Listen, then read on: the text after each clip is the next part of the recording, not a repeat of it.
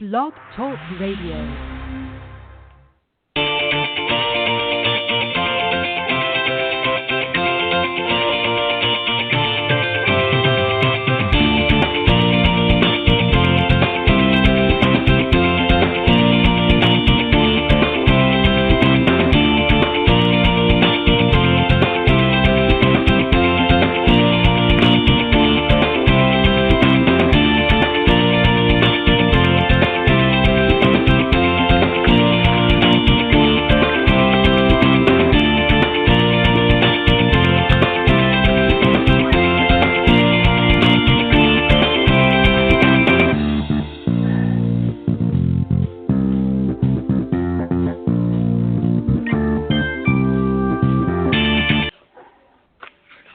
Good morning, everybody, and welcome to the Women of Golf Show. I'm Ted Odorico, and right alongside, of course, each and every week is none other than Legends Tour player and LPGA professional Cindy Miller, and we are the hosts of the Women of Golf Show. Good morning and welcome, Cindy. Good morning, Ted. How are you this beautiful Tuesday morning? I am doing excellent as always, very excited and always happy to be here with you on the show Tuesday mornings. We always have a good time and have some interesting guests and usually some pretty interesting discussions as well. And today is going to be no different. But let me, before I let you know what we're going to be doing this week, everybody, let me just remind you, of course, we are live Tuesday mornings from 9 to 10 a.m. Eastern time here on the blogtalkradio.com network. Just go to blogtalkradio.com and type in the Women of Golf up in the search key, and that will take you to the main page. And you can either listen to us live Tuesday mornings, or you can scroll down to the on-demand section, and you can listen to it in its entirety later on. The recorded versions of all of our shows, including today's, are right there front and center. So make sure you do that. And maybe if you're somebody that's interested in listening on a different platform, you can go to itunes.com or stitcher.com, and under the podcast section, again, just type Women of Golf, and that will take you to the pages there, and you can listen to those whenever it's convenient. Or you can also call into the show anytime during the live broadcast on Tuesday. We'd love to hear from you. The number to call is area code 347-945-5855. And you can also reach out to Cindy and I if you so choose. Our emails are cindy@cindymillergolf.com, and mine, of course, is ted.golftalklive@gmail.com. So if you're somebody in the golf industry and maybe you think you've got something that you'd like to share or discuss on the program that either hasn't been discussed, or maybe you'd like to add something a little bit different to a previous discussion, we'd be more than happy to hear from you. So please reach out to us. Again, Cindy's email is cindy@cindymillergolf.com, and mine is ted.golftalklive@gmail.com. Got a great show for you this morning. We're going to continue part 2 of Golf Course Facts in our discussion here in just a moment. And then a little bit later on, we've got a top 100 teacher in America, Susie Meyers, is going to be joining us on the second half. So, Cindy, catch me up. What's new and exciting? Anything coming up on your schedule in the next little bit? Well, we had a nice day of filming U.S. Kids Golf stuff last week. So the marketing and media relations person, John Kim from U.S. Kids Golf, came up to Buffalo and Toronto, and we filmed a bunch of golf tips for teachers. And then he stayed around for our LPGA Girls Golf Clinic, which we invite boys to come to as well. And we had about 11 kids, and they had a ball, so hopefully they get to see themselves on the internet or wherever they do these advertisements, and it was awesome. So we had lots of fun. And next week we are going to Boca to do a corporate event for K2 Telecommunications. So we're pretty excited about that. Alan and I will be going down. We do clinics, and then we play with their customers. So we're very excited. And the weather in Buffalo has been a little scary hot. Yesterday was 92 degrees. Well, that's the precursor for what's about to come in the winter. If anything, we know that Buffalo gets usually hit pretty hard with some snow. I know the last couple of years I don't think have been quite as bad, but so you're just getting a last-minute heat down, if you will, before the cool weather rolls in. So enjoy it while it lasts. Yeah. exactly. You know what I'm talking. You know what I'm talking about. Well, that's fantastic. I know, Cindy. I've seen a number of the videos that you've been doing here lately. I know you've been doing lots of great work on social media. I've seen some of the videos posted and that, and great job as always. And I know that you and Alan have a great time doing a lot of the different projects that you do together as a team. The Millers, of course, are a team in golf and do a lot of things together as well as independently, but do a lot of things together, and they're a great couple and a great asset to this game. So keep up the great work. All right, we're going to talk about, I wanted to continue on a little bit of discussion and just some basics, folks, here we're going to talk about this morning in some of the golf course facts. And one of the things that a lot of people, it might seem very simple, but a lot of people maybe don't know, and we're going to talk just a little bit about scorekeeping and scorecards a little bit, and also some of the things, if you will, what some of the terminology means, and I'll explain that in just a moment here. But the first one is, Cindy, and it's really kind of a simple one, and that is, how do you keep score in golf? What are your thoughts? It sounds like it's a redundant question, but basically you count every time you swing and mean to hit the ball. So if you make a swing and you miss the ball, your intent was to hit the ball, then you need to count that shot. Yes. Needless to say, there are penalties, but basically keeping score is counting every time you hit. And you know what's funny? There's a lot of different things that women, tchotchkes, if you will, tools and things that you can purchase if you have trouble adding up all your shots. Because as a beginner, a really good score for you would be double par. So if you're on a par 3 and you make a 6, you should be happy. If you're on a par 4 and you make 8, you should be happy. And if you're on a par 5 and you make a 10, you should be happy. Some leagues tell you to, once you hit a certain number, you can pick up the ball, but basically you keep score by counting every time you swing and you intend to hit the ball. Right. And that's sort of the basics of scorekeeping, of course, and we're not going to get into the other right now, but obviously if you're playing to a handicap, there's a whole process for that. We'll talk about that another time because that's a little bit more involved. But for most of our weekend golfers and everyday golfers out there that maybe just want to go out and have some fun, they may not be using that particular process at this time. So we'll talk about that later. The other thing, too, that a lot of people do or should do, I think, on their scorecards, especially, even if you're playing, whether it be a twosome or even a foursome, is kind of keep track of your shots. Now, obviously, you don't want to do every, but as an example, you might want to mark down a spot there. There's usually a few extra boxes there that you can make a note or two.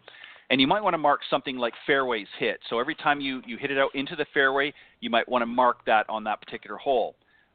Same thing with greens and regulations. So if you're hitting the greens in regulations, you might want to mark that as well. And also how many putts you made on a green. So if you made the hole in one putt or two putts or three putts or what have you, it's a good idea to kind of keep those stats handy, Cindy, don't you think?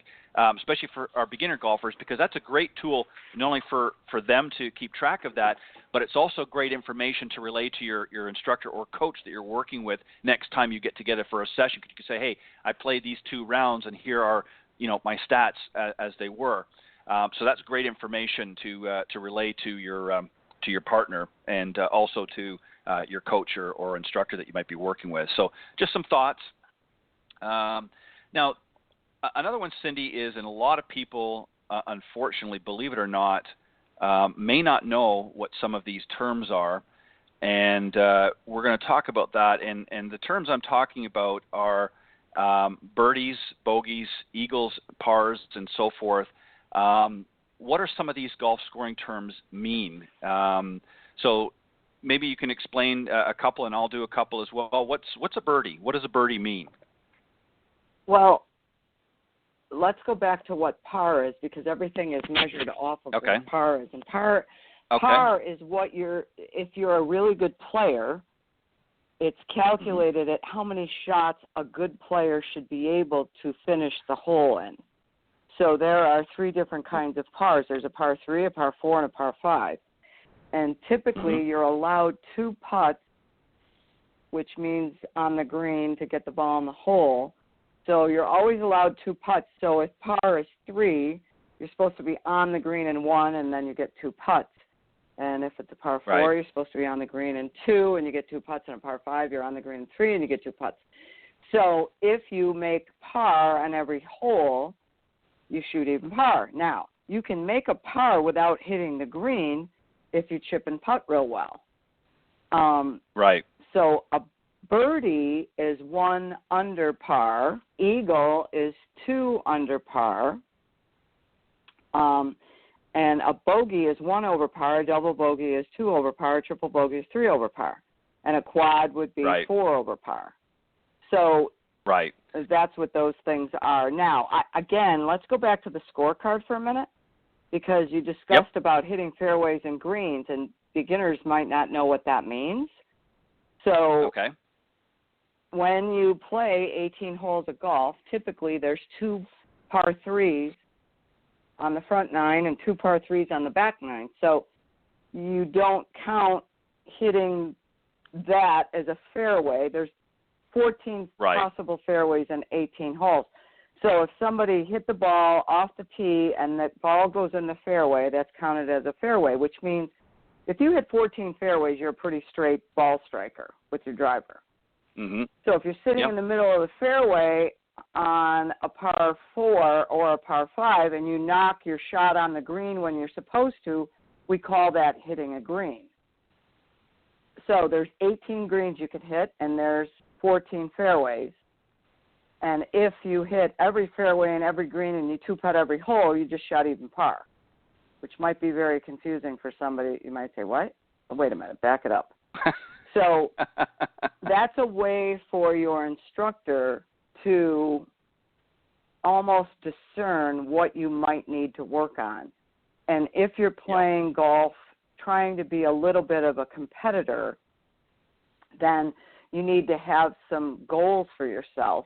And what I suggest people do is try to hit fairways for sure, but then hit greens in 1 over regulation, which would mean if you're on a par 3, you get to be on in 2. If you're on a par 4, you get to be on in 3. And a par 5, you get to be on in 4. And if you do that and you 2-putt every hole, you just shot 90. And most people that play golf are not accomplished enough to shoot 90. Yeah, many of them are struggling to even break 100 in a lot of cases, especially some of our higher handicap golfers and that. They're just not, I think a lot of people don't really understand the numbers and don't realize, like you just very eloquently pointed out, if you look at it a little bit differently in how you play the game, suddenly the score doesn't become as important in the forefront of your mind. You're thinking in it from a different term, and the score will eventually take care of itself. But if you're constantly focusing on the numbers all the time, I've got to shoot this, otherwise par, birdie here, I've got to, for our not as accomplished golfers, I guess is the best way to put it, they're focusing too much on certain areas that really are not going to benefit them at this time. So you're right in your explanation. I think that's a great way to approach it, is just to make a few alterations in your game and look at things a little bit differently. And I think as time comes on and you become a little bit more accomplished, then things will make more sense to you as well. A great explanation, Cindy. Thank you for that. Now, also, there's one other that you hadn't mentioned, and a lot of people, and I'm going to use its alter ego, if you will, and that is, maybe you can explain what an albatross is. Well, an albatross is a 2 on a par 5, which is 3 under par, basically, right? Or a 1 on a par 4. Yep. So 2 on a par 5. I've very, very few people have ever had one of those. Yeah.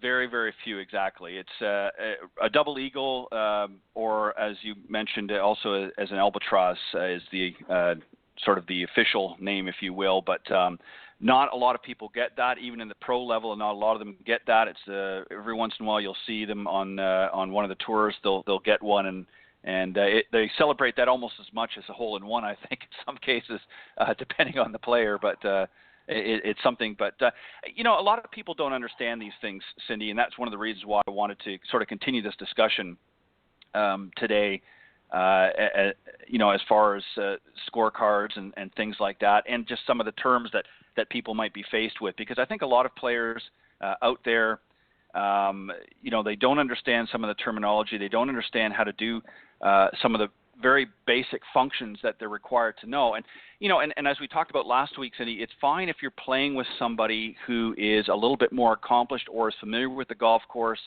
that can sort of help guide you along. But if you're really new at the game, it's also a little bit daunting for that other person to have to constantly explain things to you. So this is where it's good to have this discussion with your instructor that you're working with, and do a little bit of research and find out what some of these things mean, so that when you get on the golf course, certainly you're not going to know everything, but you're going to be a little bit better informed, and it just makes for a more enjoyable round, as opposed to scratching your head and saying, well, I don't understand this, or what does this mean, or I've never heard of that, or so on and so forth. So I just think it's something that is good for the folks out there to kind of familiar with some of the different terms and some of the different things that they're going to be faced with. All right, something else too that we've seen a little bit in the media here recently. We're going to move on to the sort of the next slot here, if you will, and that's back on the course. And we've seen a few players that have got jammed up on this through error or what have you, and that is marking the ball. What is the correct way to mark the ball on the green? Well, I didn't realize that you can do it with a tee and lay it down. Did you see that? There was an LPGA Tour player that was using a tee and laying it down, and I thought, if the wind blows, that thing's rolling, and that's not a good thing. Yeah. But you have to place something behind the ball, directly behind it, as close as possible, and pick up your ball, and you can clean it off when you're on the green. Yeah. You can't mark your ball when you're off the green unless you're playing lift, clean, and place, what does that mean? Well, lift, clean, and place, you mark your ball first when you're off the fairway or on the fairway and you're not on the green, and then you can clean it off and replace it whatever distance they tell you. But otherwise, don't touch your golf ball unless you're on the green and you mark it first. Yeah, and some of the circumstances where you might, you mentioned a couple of them there, that you might want to or need to mark the ball. One is when, of course, when you're going to clean the ball, you want to make sure you mark it first, but don't pick the ball up even on the green before you've marked it. Otherwise, you're going to incur a stroke, or in some cases, if in tournament play, you might even be disqualified. When you also want to align the balls, graphics, some people use the graphics. In other words, as an example, if you're playing a Titleist, you might want to line up the word Titleist with your putting line in order to give you a better read. So you want to make sure that you've marked your ball, again, before you move it or pick it up and replace it, before you do that again. Otherwise, you're incurring strokes. The other reason, too, is when you believe your golf ball might be in the way of another player or a distraction to another player, there's a proper way to do that. And that kind of really is interesting, too, about what you just said about the individual that played used a tee. That would be something that I would be a little bit, obviously they're going to move it, but that would be, I think, more of a distraction, I think, than a coin would. Don't you agree? For another competitor player, even if it's not in their line of sight. It's too big. In their line of play. Too big. Yeah. Yeah. Yeah. And obviously the other option is, of course, what we were just talking about, is if another player asks you to do so. In other words, if it's sort of in their line of sight, and it's a distraction to them, they may ask you to move it or what have you. So those are some reasons that you might want to mark the golf ball. And you should know these things. As I said, these are things that you should have a general understanding of, so that you make sure that you're playing not only to the rules properly, but this also helps speed up play as well. If you're constantly having to ask what to do or how to do things on the golf course, that just adds to your time and can make a little bit of that can be a distraction as well. What is the proper method, or is there a proper method for tending a flag stick? Now, we'll talk about, obviously, do things a little bit differently in many cases, but what are some of the circumstances, and what can you not do when tending the flag stick? Cindy, go ahead. Well, what does it mean to tend the flag stick? It means that you are away and you're up to putt, so whoever's farthest away hits first. And if you're on the green and you can't see the hole very well because you're a long way away, you are not allowed, well, you can leave the flag in, but if you hit the flag, it's a two-stroke penalty. So to protect you from getting the two-stroke penalty, you would ask one of your playing partners to attend the pin, which means they will stand there and hold the flag stick until you hit the ball. And as soon as you hit the ball, they have to pull the flag out. Yes. So what you would do is not be aware of where everyone's ball is. If it's sitting on the green, marked or not marked, just say, where is everybody? Because you don't want to stand in someone's putting line. So just be aware and stand, at about 2-3 feet away and reach over to grab the pin. I would wiggle the pin first before you try to slam it, pull it out, because sometimes it gets stuck, and if there's sand between the flag stick and the cup, you might not be able to pull it out. I've done that caddying on the PGA Tour, and it's a little scary. So I would wiggle it first just to make sure that you can get the flag stick out. Right. And another thing, just a couple of things I want to mention, too, that I've seen this, and Cindy, I'm sure you've seen this with watching some amateur players. Sometimes you might be playing by yourself, so you don't have somebody tending the flag, so you might pull it out. I always, now some people will lay it down on the green. I prefer to go to the closest point where you see the first cut or the fringe and lay it in there, just so that it doesn't roll around as easily, but also it doesn't mark up. The other thing that I see a lot of times too, and this is, in my opinion, is a big, big no-no, is I'll see even a group of foursome, everybody's, fairly close around the hole, so nobody needs to tend the flag. I'll see somebody pull out the flag, and they'll drop it on the green. They'll just sort of let it flop down onto the green. The problem with that a lot of people don't realize, it doesn't happen every time, but it can happen. I've actually been in a group where somebody did that, is the part of the flag that sticks into the cup actually kind of got jammed in the green a little bit as they were laying it down, and dropped it, and actually made what would be like a pitch mark. Now they did fix it, but again, it damaged the green when they were dropping it, because it kind of got stuck in the grass, if you will, and just sort of made a little kind of a pitch mark. So don't slam it down. Use some good etiquette or protocol, if you will, when you're doing that. But as Cindy said, you might want to also have somebody tending it if you're off the green and maybe you're chipping or a short pitch. But again, if you're not able to see the cup, you want to be able to have that line of sight. So just things to know, and things that we need to make sure that we're coherent about when we're out there playing. The last thing, this is something too, and these are just recommendations. Interrupt for a second. Yeah, I got to hang on. Sorry. I've got to interrupt. So another thing that drives me nuts is people that walk too close to the cup. I've seen beginners walk right over the cup and mush down the side of the hole.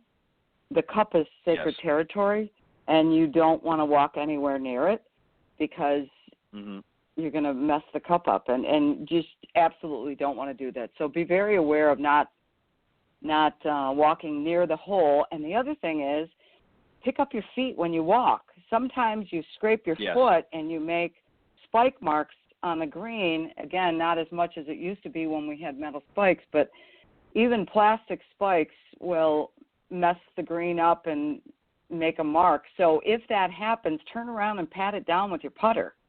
But try to pick your feet up and don't scrape them. Yeah, well said. And the other thing, too, very quickly, is a lot of people do this, and you really have to be careful of this, is a lot of people, when they're picking up their ball, whether it be in the hole, they'll use their putter like a cane and lean over. That's okay if it's just to sort of steady you a little bit, but you got to be careful that you don't put all your weight on that, because that can also leave an indentation. So you need to be careful of that. I know a lot of people do it. and I've even seen some pros do it. But I can assure you they're not putting their full weight on that putter, because the putter head will, especially if you've got it tilted up a little bit, can actually dig in or make an indentation into the green, which again will affect future players that may be coming on. The last one, Cindy, and this is again, these are not carved in stone, but these are sort of general recommendations.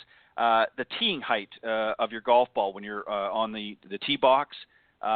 Just a couple scenarios with the driver. What's sort of a general rule? I mean, everybody's a little bit different, but there are some general things that they recommend. What are some thoughts there with the driver, and also maybe talk about the 3-wood or fairway wood? What's the sort of teeing height that you should tee your ball in relation to the club? Well, I tell my students half the ball above the club head. So when you're teeing up a driver and you have a big-headed, one of the newer drivers, a 400 or 450, however big they are right now, I don't even know that, but 460, yeah. Make sure, 460. Just make sure that you've got half the ball above the head. So you might need to purchase some 3 1/4-inch tees. Any 4-inch tees, that's as long as you can get. You can't be over that, or it's illegal. So just be aware of that. 3 1/4-inch tees, you can buy them at your local pro shop, Walmart, Target, Dick's, anywhere. Yep. What about 3-wood? 3-wood's a little bit different. Obviously, a smaller club head. Don't need to tee it quite as high. What's kind of a recommendation that you, again, with your students? Well, again, it depends on how high you want to hit it. I would still have at least a half to a quarter of the ball above the head. And an iron I would tee lower so that the ball's in the middle of the face. Right. The recommended, you're exactly right. Half to a third of the ball above the top of the club head. Maybe some of your other fairway woods or hybrids, about a half inch of the tee above the ground. Also, long to mid irons, about a 1/4 inch of the tee above the ground, and 6 iron and shorter. Only the head of the tee above the ground. So obviously, as you get into your irons knot, you're going to lower that. You don't want to have your tee too high with your irons knot, because then you're not going to really, you're going to be kind of scooping the ball up, and that's not really what you want to do. You want to obviously give yourself a clean lie, and that's the purpose of one of the privileges, I guess, of playing golf off the tees, is that you get to have that option. But you want to make sure that you tee things accordingly and not get them too high, but at the same time not get them too low with certain clubs. Obviously, if you're teeing your driver too low, that's going to incur top shots, things like that. So it's a good idea to have some of these little tidbits, if you will, that we're talking about this morning, as I said, in preparing to go out and play your best golf. So, Cindy, we're going to wrap that one up, and I see our I guess Susie is ready. So let me just read out a little bit here, and then we'll bring her on and continue the conversation. A very special guest this morning, of course, is Susie Meyers. She's a golf coach based out of Tucson, Arizona, and she has recently been named one of the top 100 teachers in America by Golf Magazine. She has a new book as well out called Golf from Point A, and it's been has received some great reviews. I recommend everyone read it, even if you're not a golfer. The lessons in this book translate to everything in your life, from your job, your relationships, to any other sport that you might be playing. Susie also coached Michael Thompson for 15 years. Thompson was the 2012 runner-up at the U.S. Open and the 2013 Honda Classic champion. She prefers to be considered a coach versus a golf instructor. Her belief is to coach the whole person, not just the golf swing, and to bring out the best in each and every person, whatever their abilities are. And learning what you can control and what is out of control out of your control shines a light on what you want to focus on. So your perspective will be what creates your golf game. So without further hesitation, let's bring out our special guest this morning, Susie Meyers. Good morning.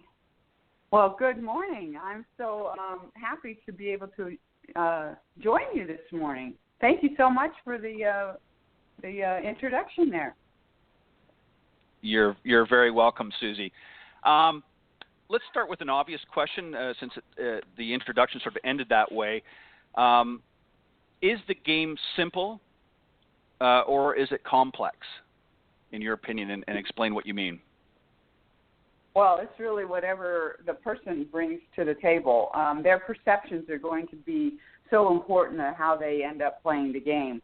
I think in today's world, with a lot of technology, it's tended to get a little bit more complex, and I'd like to believe that it's a walk there where you make a movement and the ball goes somewhere and you go chase it and find it and figure it out again and then make it go somewhere and chase it and find it. So I think the game is taught a little bit too complex in these days, so I like to think of it as simple. Yeah. Give us maybe just an example of the complexity you're referring to, just because somebody that maybe has not taken a lot of lessons or maybe isn't sure what you're talking about, maybe give and explain what you think some of the complexities have been here in recent years in the golf industry. Well, I just think that the golf swing is more of a natural movement if you understand what the club is designed to do and if you understand that there's a weight to the club. This is why young children can play the game very, very well just by swinging the head of the club, swinging the weight of the club. And now it seems to me the people that come to me that are frustrated with the game feel that there's too many things to think about and they have to micromanage every piece of that movement. So it's the micromanaging that gets us into trouble. Yeah, I agree with that. Cindy, true. Go ahead. Yeah, Cindy, go ahead. Absolutely true. So tell us about your book and what inspired you to write it.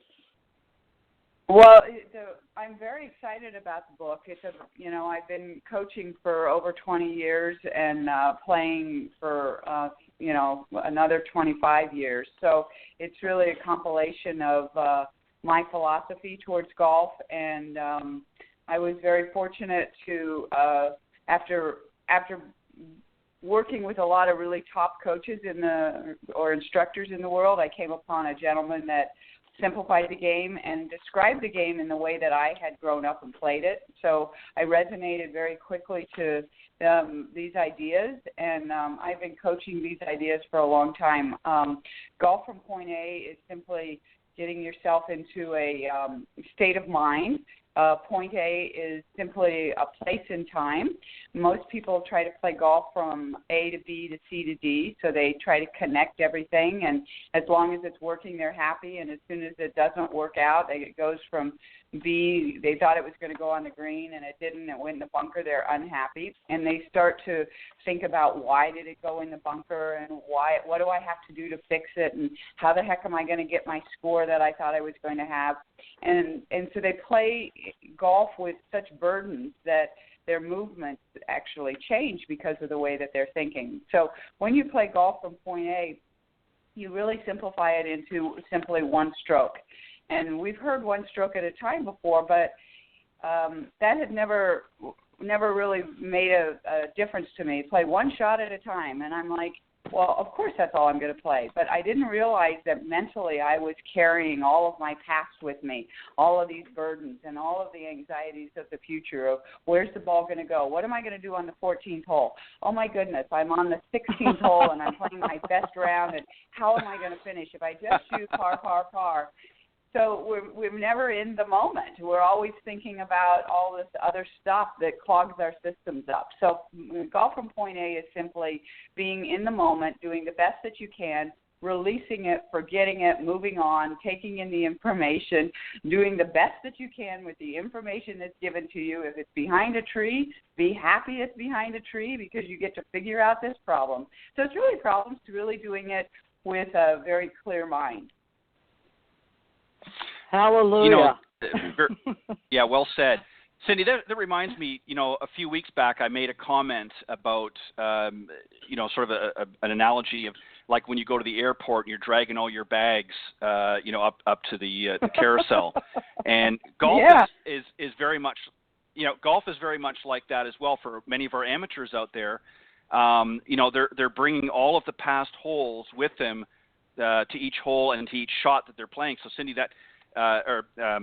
Susie, what you were saying about being in the moment is so true. is really what we need to be doing as golfers out there, and not worrying about the shot that has already happened, because you can't change what's already taken place. You can only change what's about to happen in preparation, but not what, and that's right. Yes, exactly. But what happens is people want to get better, so they take lessons. And the lesson process is so much about, oh, what did you just do and how can you fix it? That's immediately in the past. My way of coaching is, what do you want to do? Let's figure out a plan. Let's make this very simple. Let's just sweep the tee out with the club. And when you don't do it, don't figure out what you did wrong. Just allow your body to figure out what it wants to do. And if I was swimming when I was a kid and I threw a quarter at the bottom of the pool, and the first time I dove down to try to get it, I didn't get it. I came up. Would I want someone to instruct me what I did wrong, or would I just want to jump in and try to do it again? And so what golf instruction's been about is, what am I doing wrong and how do I fix it? And you don't fix a golf swing. You develop a golf swing, and you want to develop it by figuring out what you want to do. So you have a plan, and you say, okay, I'm going to hold my finish on every shot, which is amazingly difficult. But it sounds so simple. But if I just work on getting that one thing cleaned up in my golf game, my game would change. But everybody wants to figure out why they don't hold their finish. And that's backwards thinking instead of forwards thinking. I want to do this. Okay, I didn't do it. Well, I want to do this, and you allow yourself to work towards the positive rather than always thinking about the negative. Yes, well said. The other thing too, Susie, that you talk about in the book is everyone is different. One of the things that has been a little bit of a pet peeve for me with the golf industry from a teaching and coaching perspective is that many of the theories and philosophies out there have tried to sort of pigeonhole everybody into one way of thinking. And that, as we've now discovered here in more recent times, is we are all individual. Everybody is going to play differently. Everybody's not going to play the same as Cindy Miller or as Susie Meyers or myself, Ted. How do you sort of tap into the individual and bring out the best of their game? What do you do specifically to sort of tap their inner being, if you will? Well, once again, I think I try to make the task that they're doing so simple that they can actually do it, and just above their skill level, whatever their skill level is.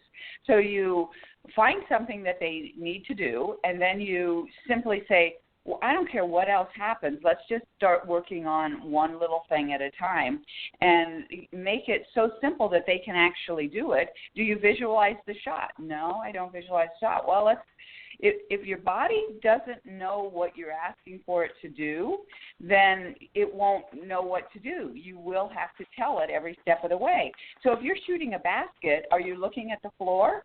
No, you're looking at the basket, you're visualizing that, and then the body will attempt to make the shot the best that it can.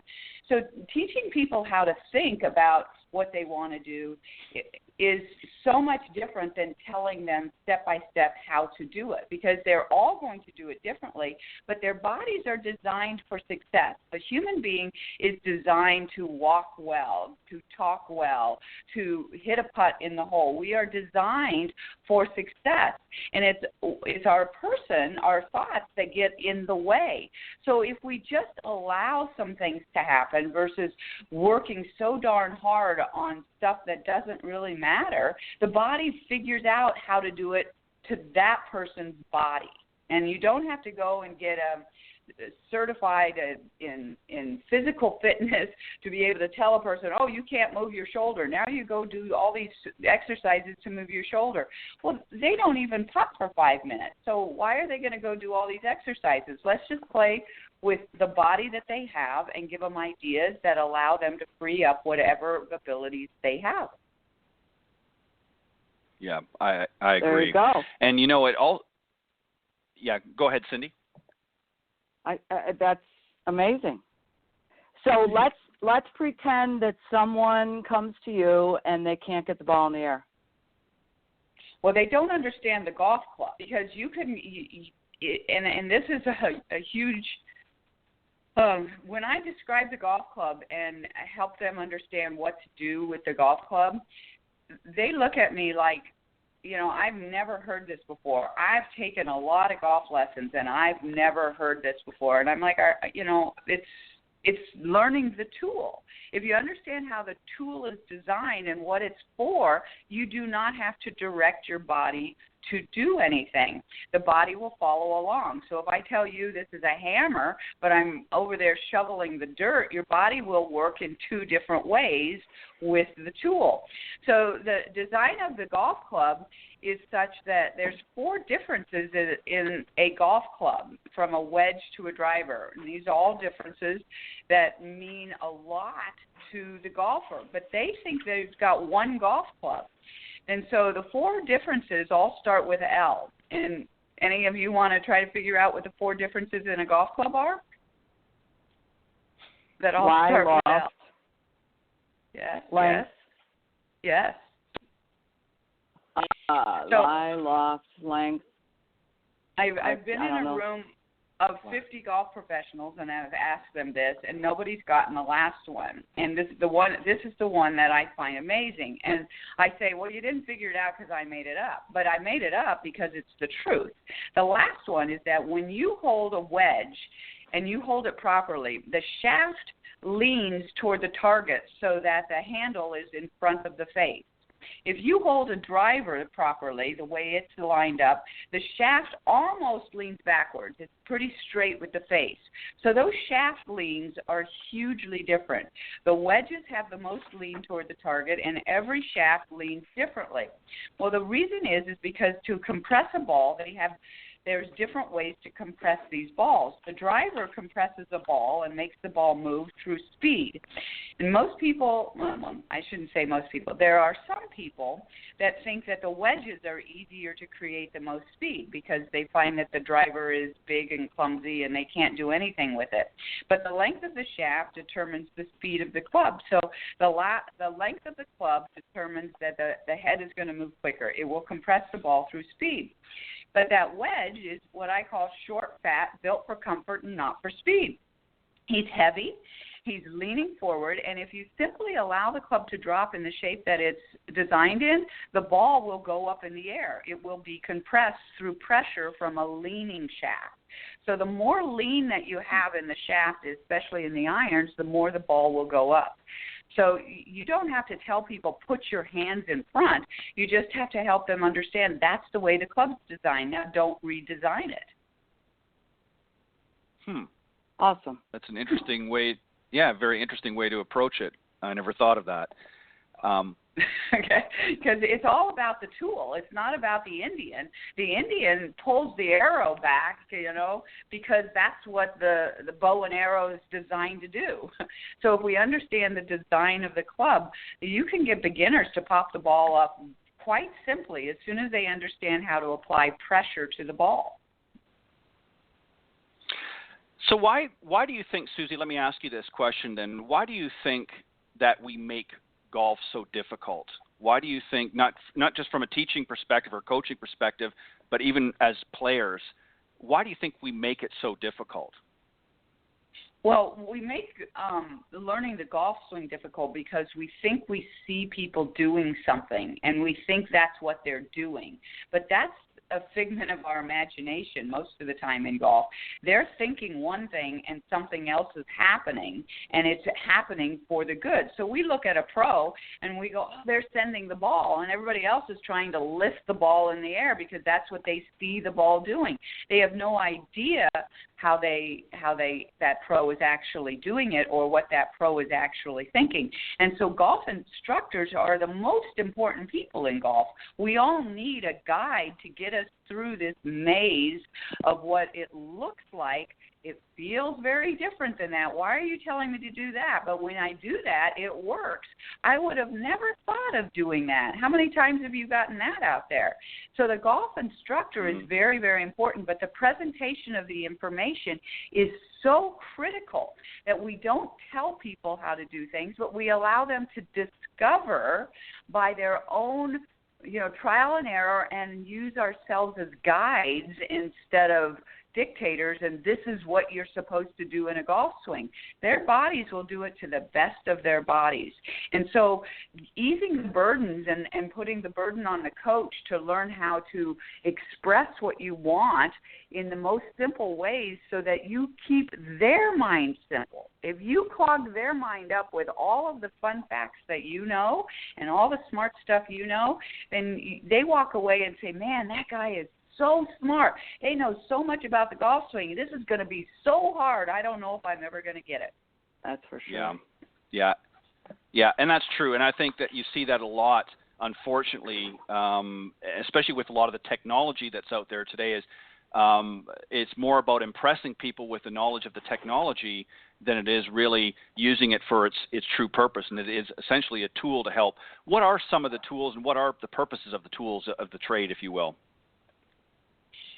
Well, learning about your tools, I use tools in two different ways. The tools are my golf clubs, and they are all designed differently to do different things. And so once you understand those tools, your body will start to move differently. But I have some mental process tools also. As you read through the book, I design it with words in threes because that's the way our brain remembers things. It clumps things together. So I have 3 P words and I have 3 A words for point A. And my A words are to allow me to get into a state of mind that is not so frenetic and negative. It's all about moving forward. And the first thing that you have to have is awareness. So you have to be aware of what you want to do. And then you have to understand and be aware when you're off of that path. So awareness is really the major key to life. Many of us play golf in a fog. So once again, the guide, the instructor, is to allow us to find awareness on what we want to think about and what we don't need to think about. And the second is to accept. Once you've done something, you have to accept that that's what is. And wherever it is, you want to accept it, move on, and go from there. If you just missed the shot, don't try to figure out what you just did because that shot's over. There are no 2 shots the same. It doesn't mean that you're going to have the same exact miss the next time. I have a fun thing in the book called A Miss and a Mistake, and what's the difference about that, and that helps us figure out what to focus on once again. But the third A word is allowing, to get yourself into an allowing state. Allow the club to swing. Allow yourself to feel the golf club. Allow the ball to fly. Allow yourself to relax and move forward. And so everything kind of goes in this circle. It doesn't matter where you start. Allow, accept, aware. Allow, accept, aware. You have to have an allowing state. You want to accept it and move on. You have to be aware when you're dwelling on what you don't want to dwell on so that you can make the adjustment. So those 3 key words are to be practiced so that even in your lesson time, you're in those states of mind, that you're not thinking too much, that you're not training your mind to be so active. You want to train your mind to be very, very quiet, and it begins in your lesson time, and that's where I find lessons can really confuse us. And very quickly going to my P words, everything's got to be positive. Everything's got to be moving forward to what you want. What do you want? Don't tell me what you do wrong. Don't tell me what you don't want, because whatever you focus on, that's what you will create. Mm-hmm. So when you tell me you have this over-the-top move and you show me this over-the-top move, and every time you do it, that move is getting stronger. So you want to think about what you want to do, and then those things get stronger. The synapses in your brain connect stronger on those. And the stuff that you don't think about actually falls away. You don't use it anymore. So you want everything to be in a positive frame of mind. You want to have a plan, and once again, a plan that's so simple that you can do it. And then you want to have a process that you go through for each shot so that you train yourself to do the process. And then it's more about the process because you can't control where the ball goes. So when I talk about what you can and can't control, I don't know if you want to do all of that in this radio time or if you want to save that for another time, but that's a whole nother lesson. Well, that we'll have to save, unfortunately, for another time because you're right. It probably is going to take a while to do that, but definitely would love to have you come back and expand on that a little bit further. Where can the folks, Susie, if they're interested in getting a copy of the book, where can they go to get it? You can get it on Amazon, Golf from Point A, or you can go to Barnes & Noble online, and I have two websites, SusieMeyersGolf.com and PointAGolf.com. You can go to either one of those and order them. So it's readily available. It's in Kindle, and if you go to Amazon, it's kind of fun to read through the reviews. I just noticed a review that came in yesterday that just blew my mind. And a lot of those reviews are from people that don't know anything about myself or my co-author Valerie Lazar, and they just read the book and they're like, "Oh my gosh, it's golf made simple," and that's what we need as we go out to play. Well said. Awesome. Well, Susie, we want to thank cool. you. Yeah, we want to thank you for joining us this morning on the Women of Golf Show. We'll have you back to continue this conversation when we have a little bit more time. But we appreciate you taking time out of your schedule this morning and joining us here this morning. Well, thank you so much. You guys are doing a great job with your show, and I really appreciate being able to share with you. So I would look forward to coming back. Thank you. We will have you back on soon. Okay. Thanks, Cindy. Thanks, Ted. Thank you. All right. Bye-bye. All right. That was our very special guest, Susie Meyers, and her book, of course, is Golf Point A. Great book. Definitely want to get a copy of that. I'm going to get one actually this weekend. Make a point of getting a copy of it. I'm interested in some of the things that she was talking about here. Cindy, we've got a couple of minutes left, so I'm going to give you an opportunity once again to share something that you've done. Talk a little bit about and how the folks can get a copy of how to get to purchase the Learn to Hit It kit. So go ahead. Well, yes, I created the Learn to Hit It kit for busy people who really don't want to go to the driving range and find an instructor, or they just want to learn how to hit it clean, airborne, and straight on purpose. Excuse me. If you go to learntohititkit.com, you can purchase the kit, which includes a portable mat, foam golf balls, my Golf 101 book, a coupon for 10% off any Callaway club, and a 10-module online course that you can learn and watch on your iPad as you're in the backyard hitting golf balls, or in your hotel room or your living room. And it's $99. So go to learntohititkit.com. Perfect. Well said. Just a quick reminder, everybody, if you want to tune into our show each and every week, go to blogtalkradio.com. Up in the search key, type Women of Golf, or just add / Women of Golf onto that link, and that will take you to the show. You can listen to us live, Cindy Miller and I, Tuesday mornings from 9 to 10 a.m. Eastern Standard Time. Or if you can't, go to that link anytime and scroll down to the on-demand section. You can hear the show in its entirety whenever it's convenient for you. So make sure that you, if you haven't joined us late here on today's show, you can go back in after the show and listen to the early part as well, and listen to it in its entirety, or you can listen to some of the previously aired shows. They're all there in the on-demand section, so make sure you do that. And Cindy, we're going to be back, of course, next week with another interesting discussion and another great guest lined up, so make sure that we let folks know about that and join us next week here on the Women of Golf Show. So on behalf of Cindy Miller, I'm Ted Odorico. We're glad that you joined us this morning on the Women of Golf Show here in the blogtalkradio.com network, and we hope to see you here next week. Have a great week, Cindy, and I'll talk to you soon. Thank you. You too.